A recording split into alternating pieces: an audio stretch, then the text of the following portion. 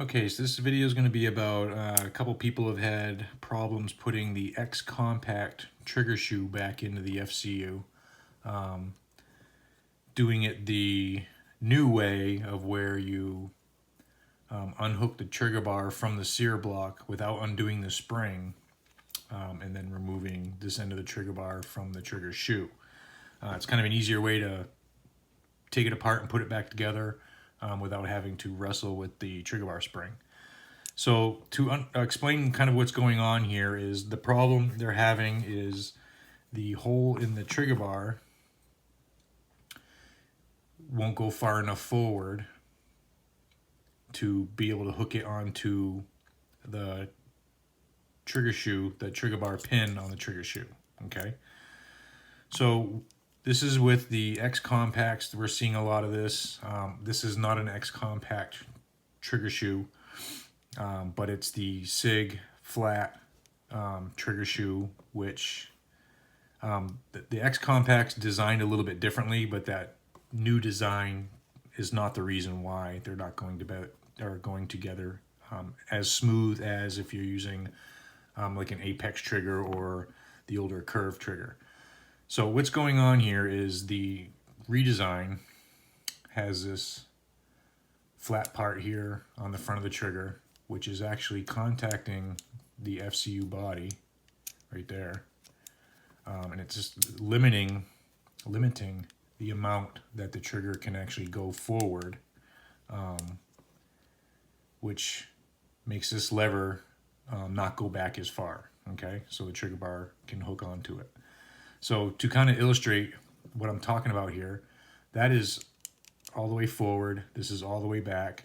I've drawn a line on the FCU frame here to show you that angle of the trigger bar shoe, okay, where that line is. So if I take that out and put an apex in there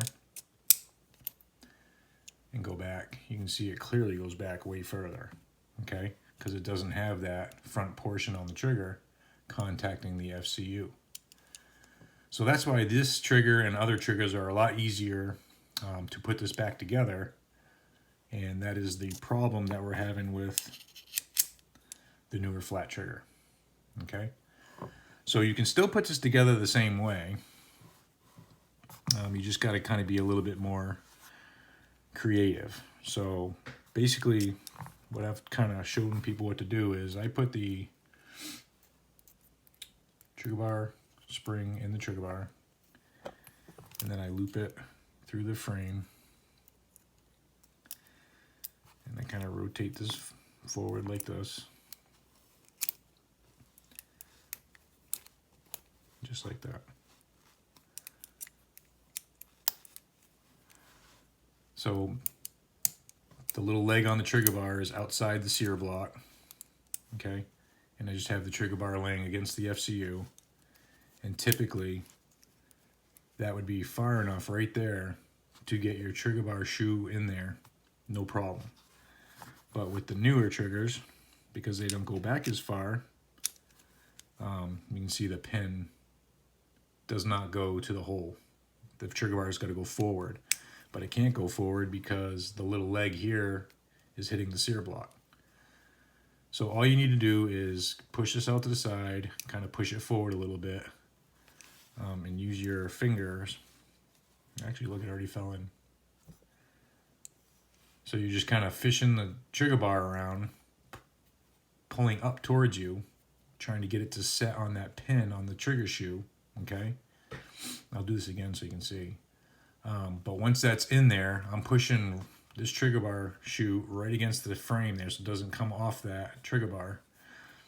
And then the only other hard part is sometimes people don't get this pin lined up from the trigger bar shoe into the side of the FCU, so this won't push all the way down. Your trigger bar shoe has to be all the way in order for it to rotate. If it's not all the way down, all the way in, it won't rotate, and it needs to rotate. So I can pull this out using my finger, pushing the trigger bar shoe back, and kind of walking that around and dropping it in the sear housing, the sear block. Now that's as easy as that. So that's the easiest way, instead of trying to use a pair of pliers and stuff and getting this little hook on the trigger bar spring into the FCU there. Okay. I've bent these, I broke these wrestling with this. So this is the easiest way that I know how to do it. Basically, I'm pulling up and out, and I walk that around the back. And you can see that that is as far back as that goes right now with that trigger shoe still hooked up to it. And you can see that leg is not around the back of this sear block typically like it is. Okay, so it's all still hooked up. And that line, that's as far back as that shoe goes because the front of it's hitting the FCU body. So when you pull this all apart and you go to put it back together, zoom out a little bit.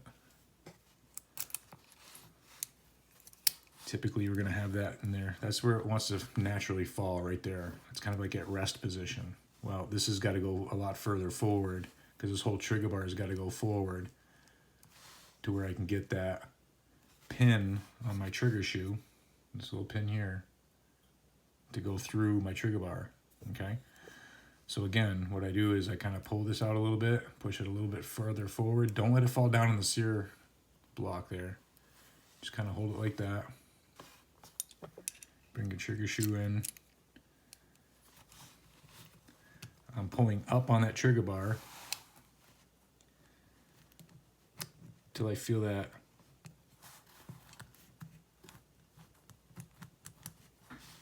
just use patience.